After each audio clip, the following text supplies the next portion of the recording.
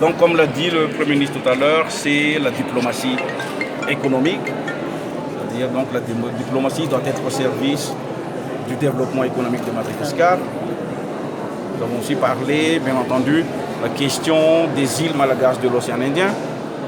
Et il y a aussi la présence, l'amélioration de la présence de Madagascar dans les organisations internationales. Donc, que ce soit la présence qualitative et aussi la présence quantitative.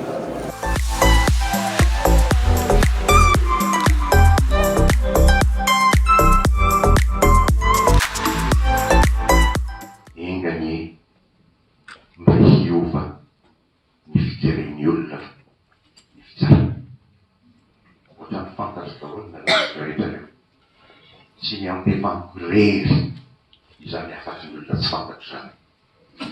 Mila miezaka sy miasa miasa isika ary matsapa sy manaiky fa be tokoa ny fahampianana mandeha miasa pitsara. Dia miantso mpanohan'ny vahoaka dia mamiangavy ianareo zay. Izay zany dia efa malaza hoe mpanao risoriso, zay moa izy. Mpanao kolikoly, ery kolikoly. Tsisy mandany zany tsony zany satria zay zany ny resaka. Fa izao tsy tonga ny kolikoly raha tsy misy famety kolikoly.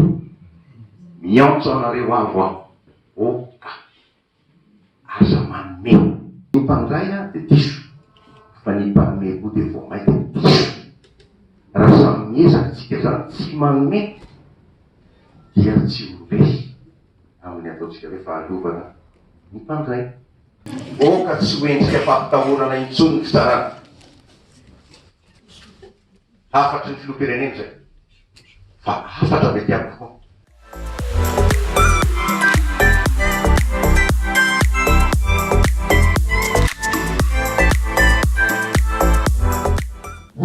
Namela hafatra ianao indray matoa minisitra hoe mba jereo zay tsy manana rano lehibe tany atsimo ary avy any atsimo.